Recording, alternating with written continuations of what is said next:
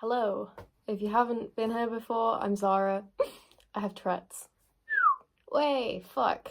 Most of my content is about Tourettes or vlogs about my life. I recently got sent a document with all these questions on about Tourettes and my experiences with it, and I thought my answers that I was submitting were really useful, so I wanted to share them with my viewers on YouTube as well, because I thought these would be questions that a lot of people might want to ask.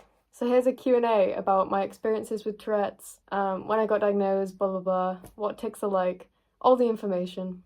I hope it's helpful and I hope you enjoy. Don't forget to subscribe if you like the video and you want to see more content like this. Enjoy. I've had Tourette's for nearly 7 years now, I think. We first noticed my tics, wow, around the age of 7, and I'm 16 now, so that's around 9 years. So I've been ticking noticeably for about 9 years. The best thing about having Tourette's is that I get to meet the community and that I find a passion in advocating. Wow! And meeting people like me online, because it feels like I truly have a place to fit in. And I also love making awareness content on it, and I feel like if I didn't have it, wow, there'd be a bit of a gap, because I wouldn't have all the things and all the opportunities that I have nowadays. The worst part about having Tourette's is obviously the tics. The judgment from others. Wow, fuck, F. Wow, not being able to do things that I used to be able to do. And the painful tics. Wow. And things like tic attacks, because they're obviously just not fun at all. I have quite a lot of painful tics. One of the most painful ones being my neck tic, which looks pretty harmless, but because I do it every single day constantly, and it accompanies every single other tic that I have, I do it so frequently that I've actually damaged my neck, because I've had that tic since the start of my Tourette's, so I've been moving my neck like that every single day for years and years, which has led to a lot of pain. And then I have punching and hitting tics and things that, you know, are obviously painful. Wow! The most misunderstood thing about Tourette's, I think, is one, either the fact that all of us swear and Tourette's is the funny swearing disorder, which it isn't, it's a lot more than that. And two, that we tic what we think and that we can, to some extent, control it, which isn't true at all. Wow, it's completely random and we don't tic what we think. It's most commonly actually the opposite. And if you have coprolalia, you tic the things that you shouldn't in situations. You tic the rude and inappropriate things. This is made extra difficult because the media definitely presents Tourette's as the funny swearing disorder. Wow, fuck. And it doesn't show the true everyday reality of it. It just shows the funny and entertaining bit that people want to watch.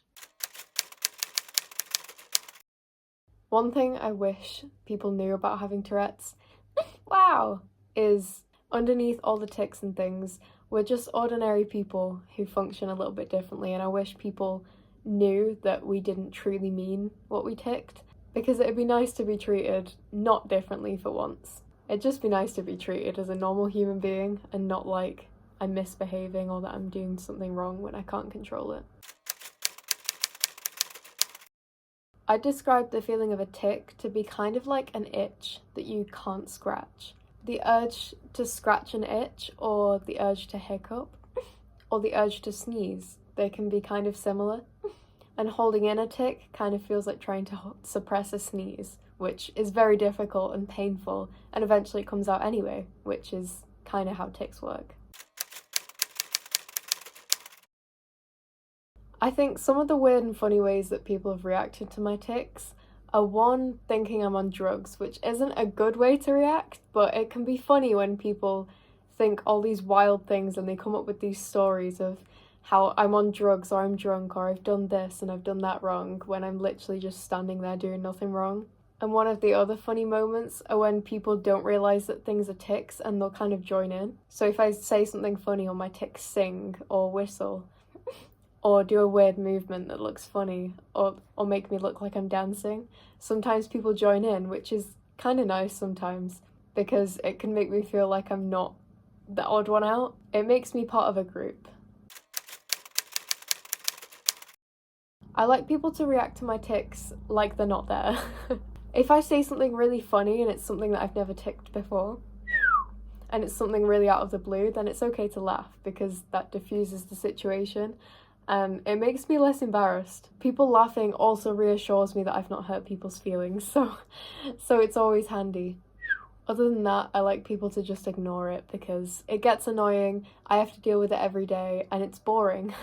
So just treating me like everyone else and pretending that it's not there can be really beneficial day to day. And how not to react to tics is don't make it a big deal. Don't make us feel embarrassed about it, or don't make us feel like it's ugly. If we do a weird facial expression, don't laugh and point at us and say how funny it looks, because it's only going to make us self-conscious and we can't help it. So just make us feel normal and make us feel like we fit in. And don't mention it unless it's something that they've told you that you can laugh at. We know we're ticking, we're used to it. We do it every single day. We don't need other people to point out that we're ticking. Tourette's is not just swearing. My Tourette's is an ever-changing thing. No day is the same, and every single person with Tourette's looks different. It's really variable. I hope that helps.